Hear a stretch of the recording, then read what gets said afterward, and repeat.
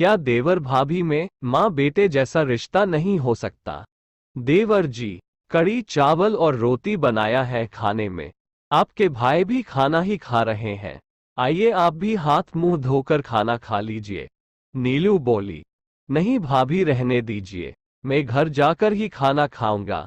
मैं तो बस भैया को दुकान का हिसाब दिखाने आया था, भास्कर बोला।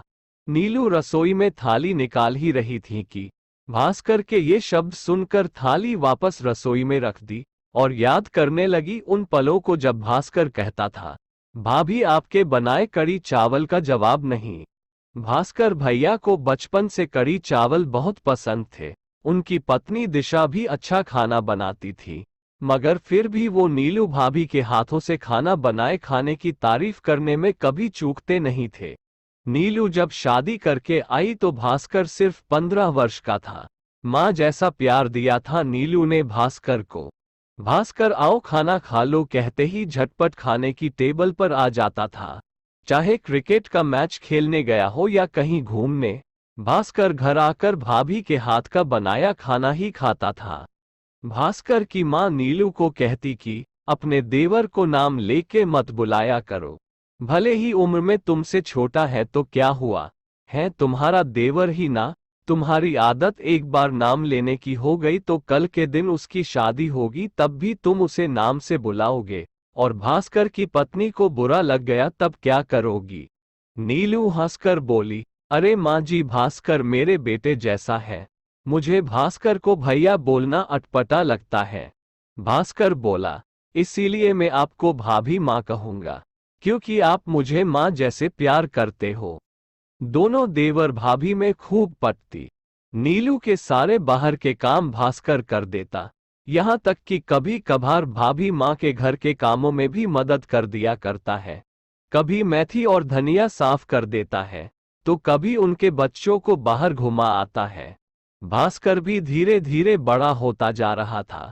अब सासू माँ ने भाभी माँ को ही जिम्मेदारी दी कि एक अच्छी से दुल्हन ढूंढने की। नीलू भास्कर को छेड़ती, क्यों रे, कैसी पत्नी चाहिए तुझे?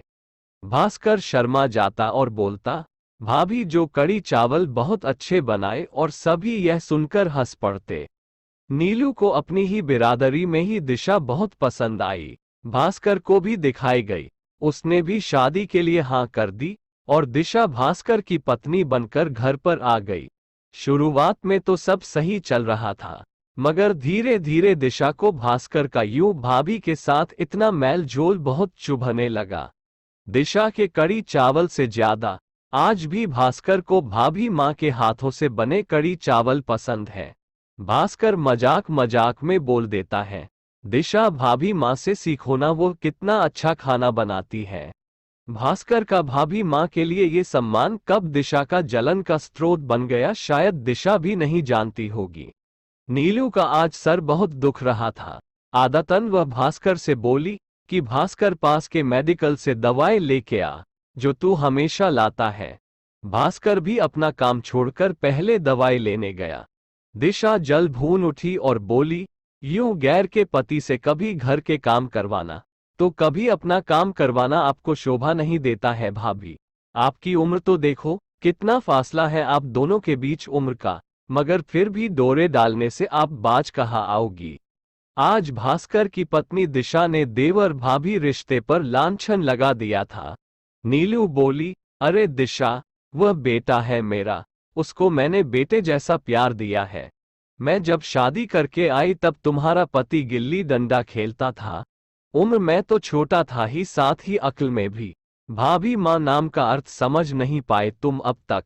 शर्माती है तुम्हारे सोच पर। भास्कर भी सब सुन चुका था। वह गुस्से से बोला, मैं सपने में भी सोच नहीं सकता था कि तुम इतना गंदा सोच सकती हो। दिशा भी गुस्से में बोली, आप मेरे पति हो, इस घर के, और भाभी माँ के नौकर नहीं हो। अब मैं इस घर में एक पल भी रुक नहीं सकती। एक हफ्ते बाद ही भास्कर को दूसरा मकान देखना पड़ा और वो लोग हमेशा के लिए अलग हो गए। नीलू को दिशा की बात चुभ गई थी।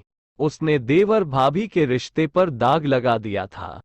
इसीलिए नीलू ने भास्कर और दिशा से बात नहीं की और ना कभी उन्हें घर वापस बुलाया, ना कभी उनके घर गई। आज 2 वर्ष बाद भास्कर पुराने घर आया था और नीलू ने अनजाने कड़ी चावल ही खाने में बनाया था, इसीलिए पूछ बैठी। मगर भास्कर जानता था अगर यहाँ खाना खा लिया तो दिशा गुस्सा हो जाएगी, इसीलिए ना बोलकर अपने घर को चल दिया। नीलू सोचने लगी, हम चाहकर भी किसी की सोच पर लगाम नहीं लगा सकते।